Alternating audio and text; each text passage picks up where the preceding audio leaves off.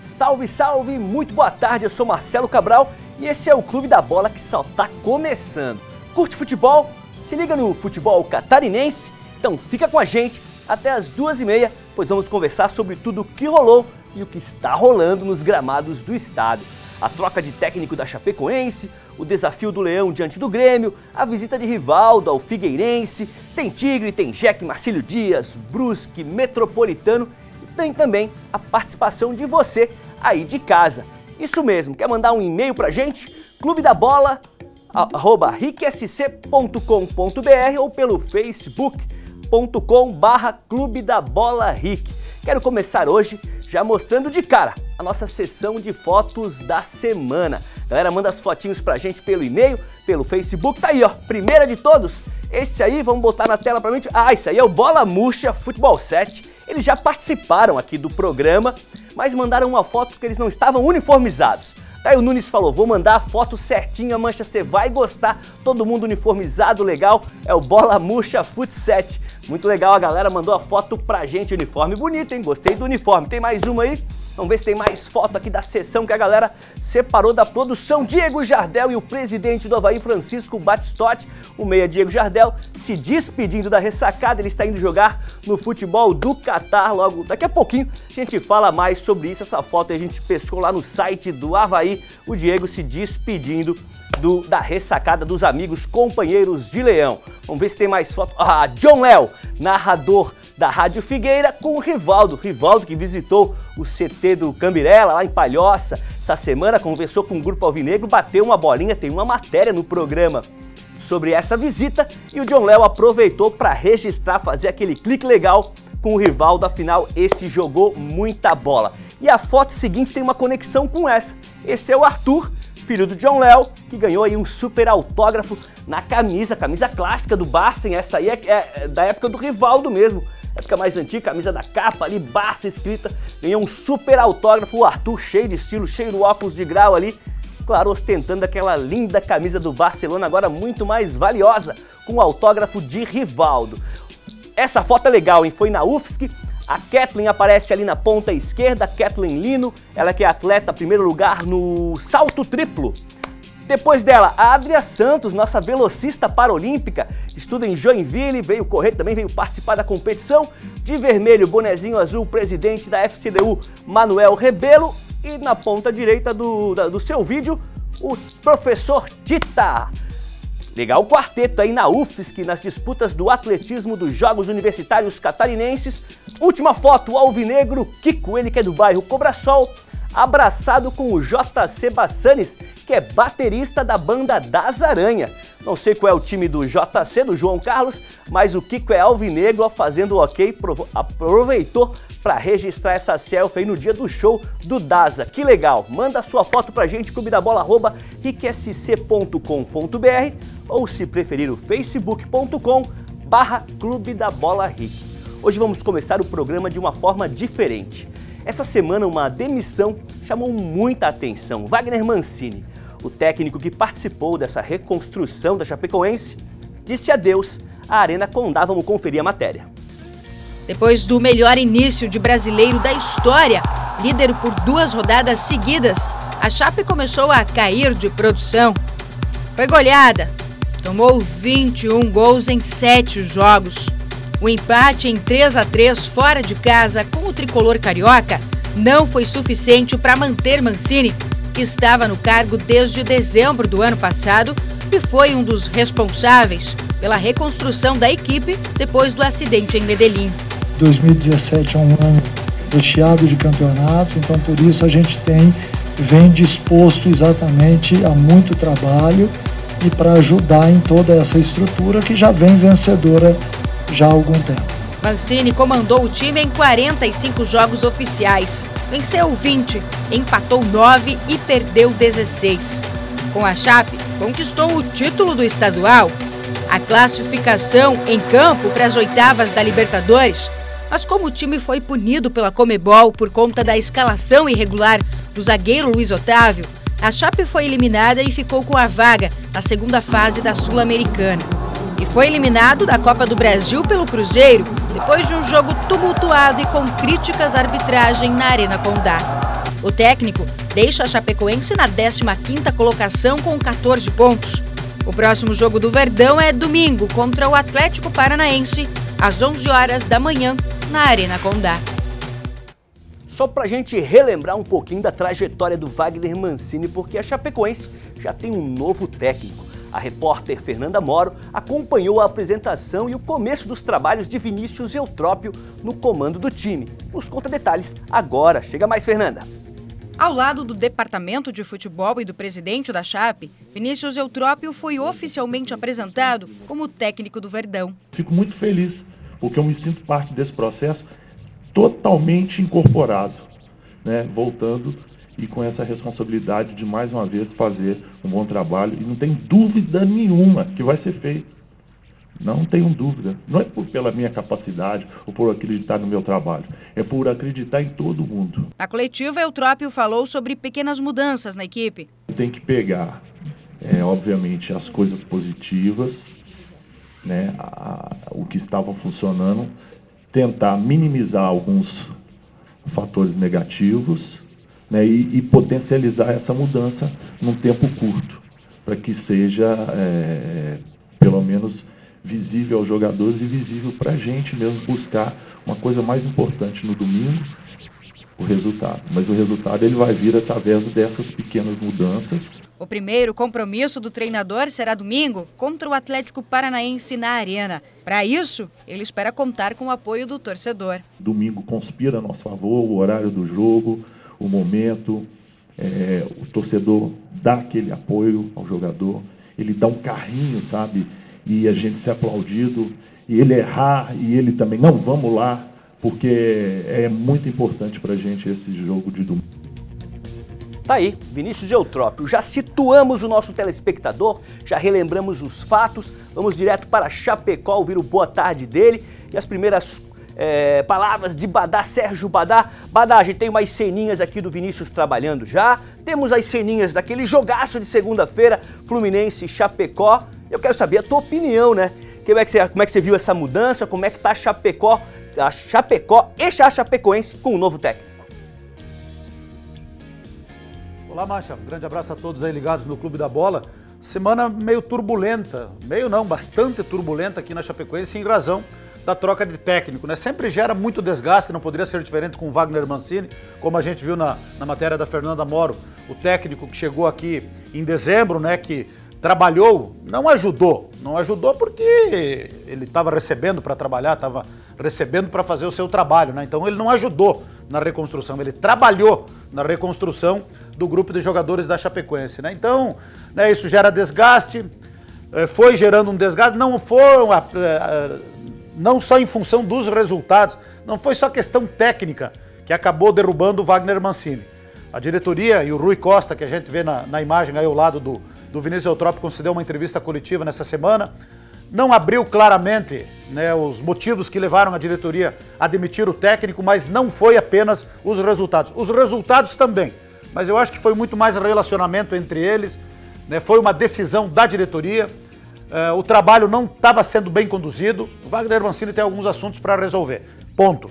Né, então ele vai ter a sequência da carreira dele, com certeza, foi importante, todo mundo valorizou o trabalho que ele fez aqui, as conquistas, né, no período pequeno, aí foi campeão estadual, dentro de campo classificou na Libertadores para as oitavas de final, e a todo momento ele lembrava isso, dizendo assim, eu fiz a minha parte, eu classifiquei dentro de campo, só não estamos nas oitavas de final da Libertadores por um erro de alguém de dentro do clube. A todo momento ele lembrava isso, né? Isso aí foi gerando um desgaste de relacionamento dentro da própria Chapecoense, dentro do próprio clube. E aí a diretoria optou então, né, pela troca de treinador, pela demissão do Wagner Mancini, saiu enlouquecido, enfurecido do cargo de técnico da Chapecoense. O Rui Costa falou, ó, tem alguns assuntos que nós tivemos que tratar internamente, sinal de que realmente alguma coisa aconteceu além dos resultados, só que os resultados também ajudaram, porque dos 8 jogos ele ganhou 1.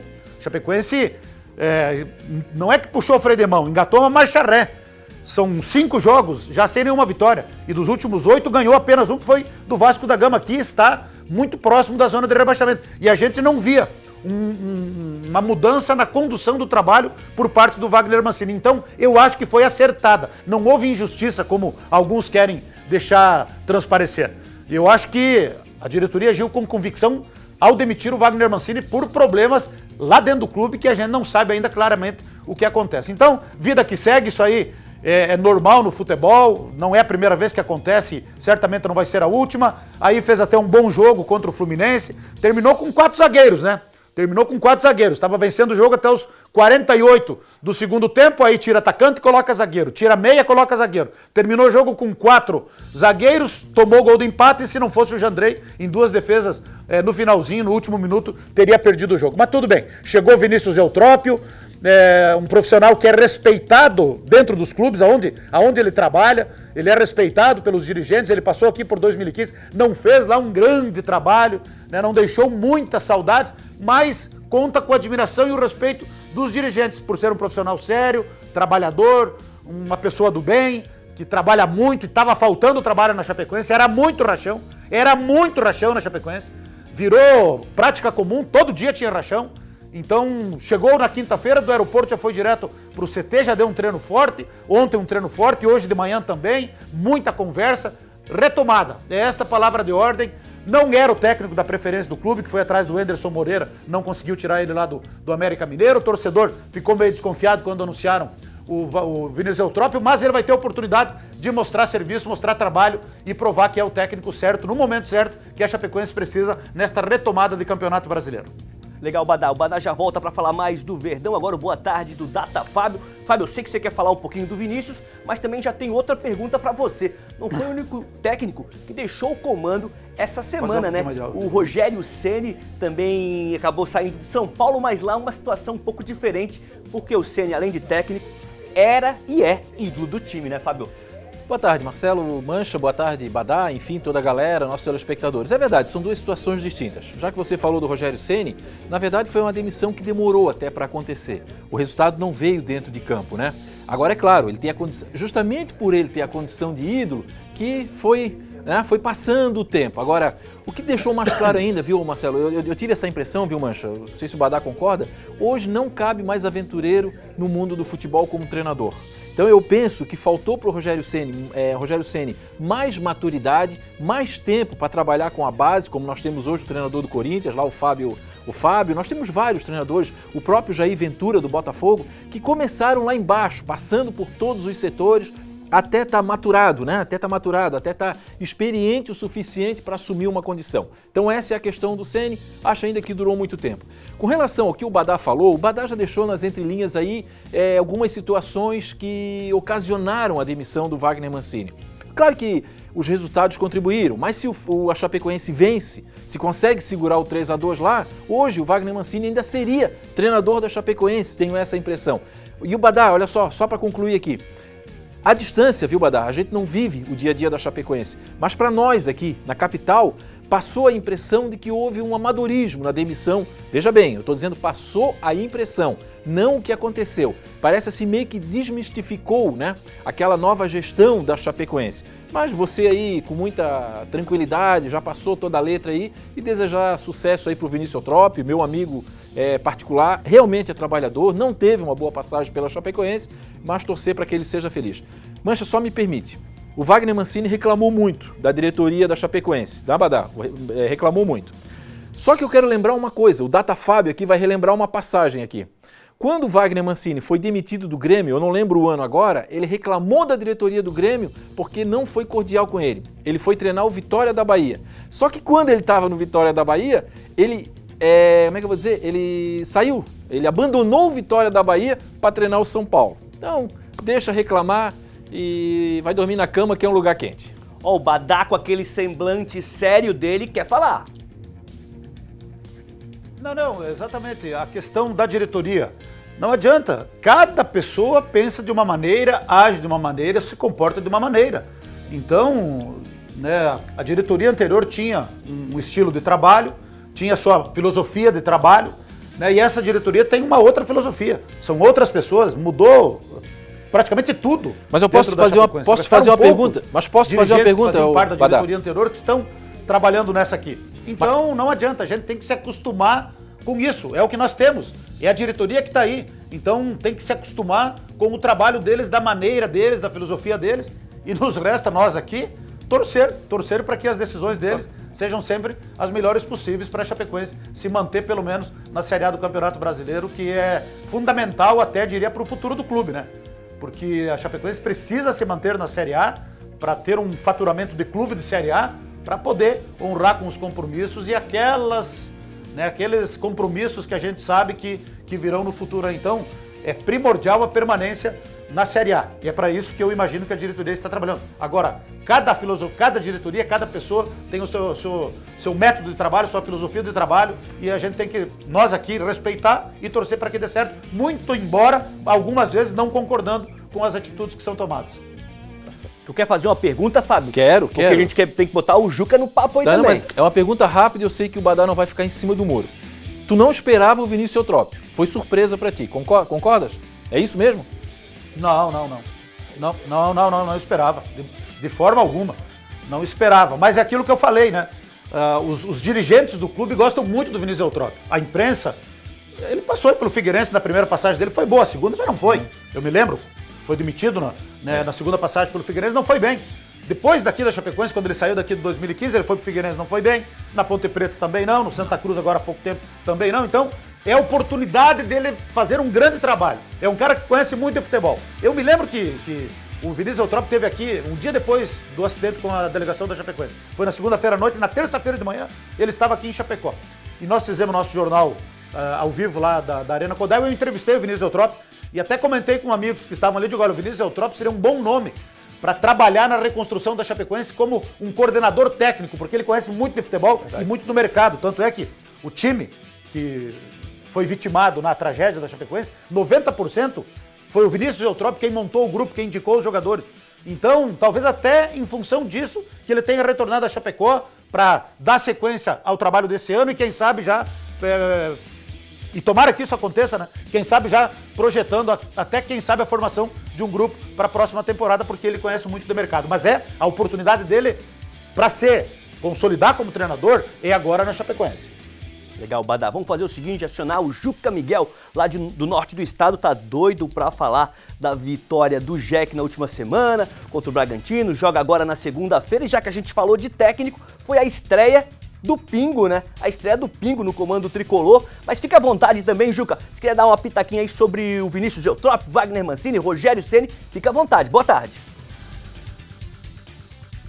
Boa tarde, Mancha, boa tarde, Fábio, boa tarde, nosso querido Badá. Pode trocar o Wagner Mancini, é até legal a gente ter essa conversa com o Badá pra gente saber os reais motivos, né? Porque dentro de campo ele tem que realmente falar. Ele colocou a Chapecoense nas oitavas de final de uma Libertadores. Gente, isso é um fato.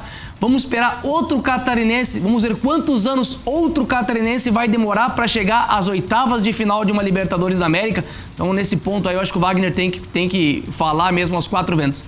No ano de reconstrução, o time é campeão estadual, chega às oitavas de final e é demitido aí por uma sequência. Eu acompanho o Badá há algum tempo aí nas redes sociais, a gente conversa bastante, e o Badá falou que a Chapecoense perdeu o João Pedro, perdeu A, perdeu B, perdeu C, perdeu reforços pontuais, jogadores muito importantes para a vitalidade da equipe, e aí quem paga o pato é o Wagner Mancini. E eu concordo contigo, Fábio, se vem a vitória no Rio de Janeiro por 3-2, o Wagner Mancini estava lá, a diretoria iria aplaudir.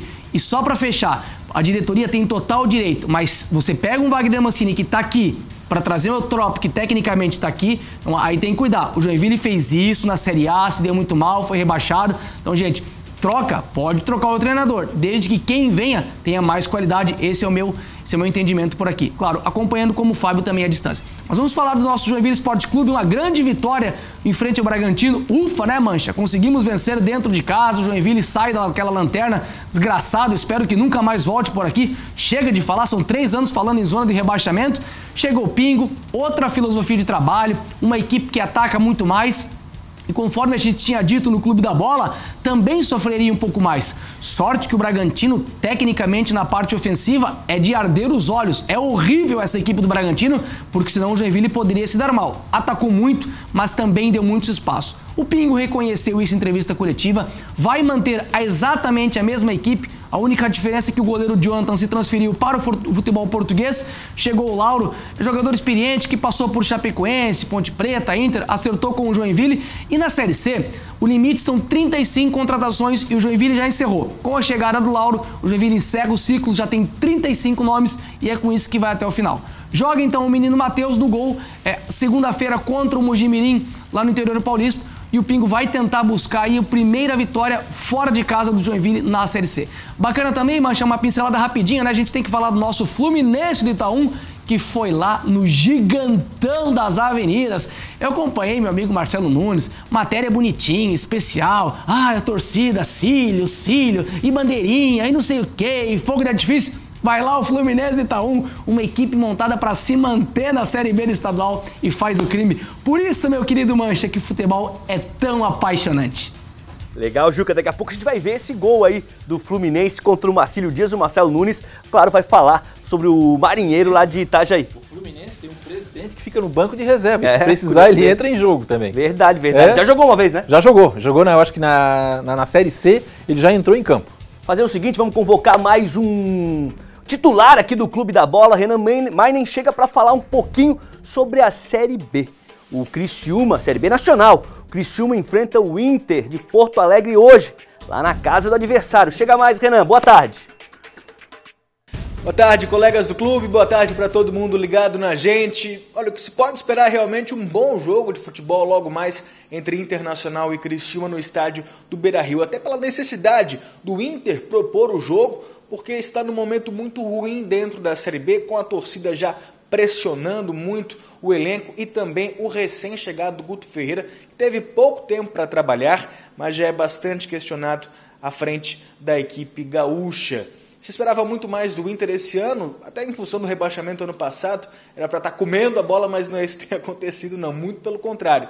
Não conseguiu levar o gauchão, agora está tropeçando na Série B. Além disso tudo, o Criciúma vive um ótimo momento, sim, na segunda divisão, muito obrigado.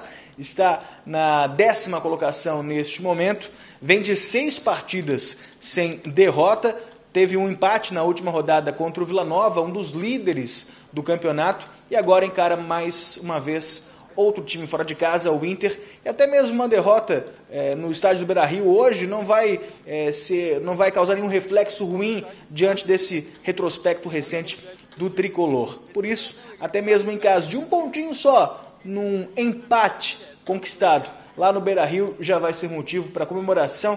Isso é o que garantiu o lateral do Tigre, o Diogo Matheus. Vamos ver só o que ele falou. É óbvio que a gente sempre joga para vencer, para conquistar os 3 pontos, né?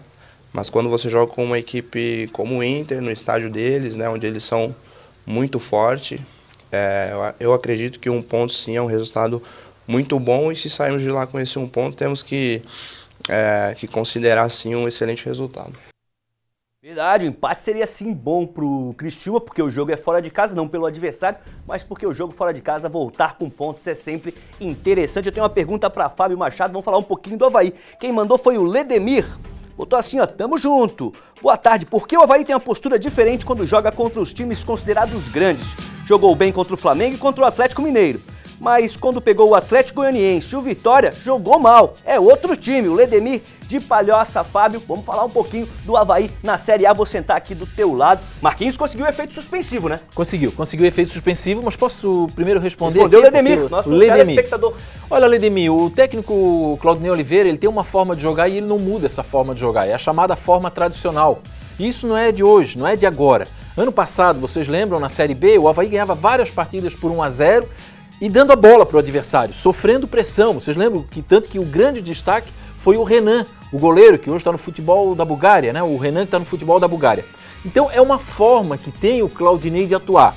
Aí o que acontece? Quando você joga com um time maior, de maior expressão, o time maior de expressão, ele sai tocando e o Avaí fica na defesa, jogando pelo contra-ataque.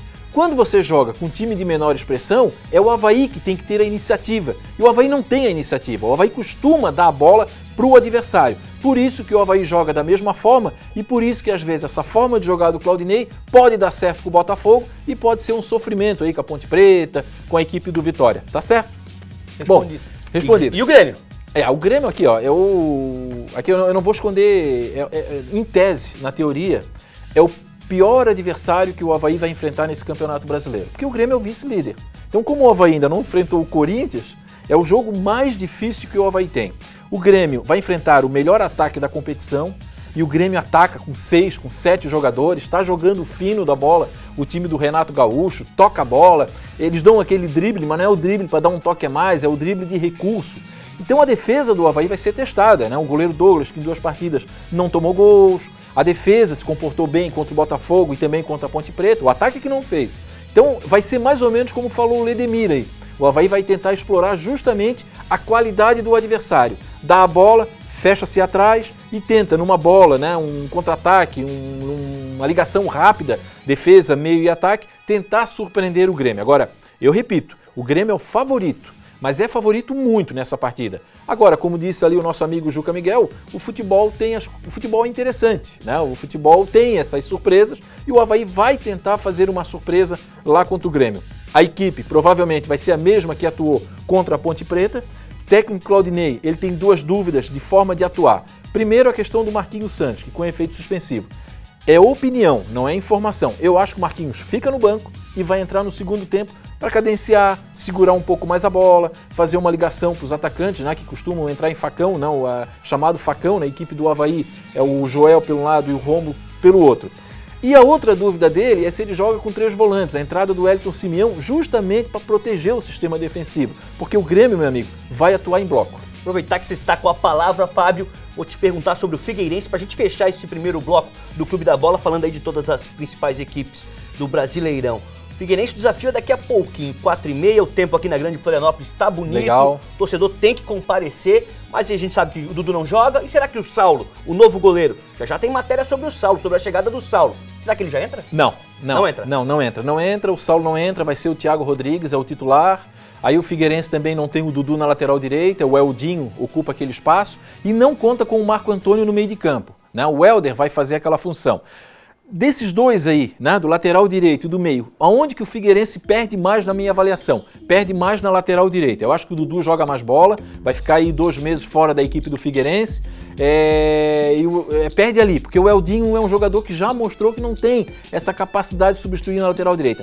Ah, mas não joga o Marco Antônio? Sim, mas o Marco Antônio está devendo. Eu esperava mais dele, tu esperava mais dele, o Pereirinha esperava mais dele, lembrando que ele veio pelo apelo da torcida nas mídias sociais. Então eu acho que o Helder ali consegue cumprir essa função e o Figueirense perde mais na lateral direita com a ausência do Dudu. Legal, antes da gente ir pro intervalo, tem um videozinho, a produção tá sempre pesquisando, procurando esses videozinhos de WhatsApp, de internet, do Facebook, um videozinho curioso, dizem que é o primo do Juca, primo lá de Joinville do Juca, o primo distante. Lá do bairro Itaú. Do bairro Itaú, lá do Juca. Olha só o que ele fez, o que ele faz com a bola, tocando violão e se equilibrando na corda bamba. Não sei se esse videozinho já tá no ponto ali, era para encerrar o bloco, ver se a produção consegue resgatar esse videozinho, pois olha só o que o cara faz.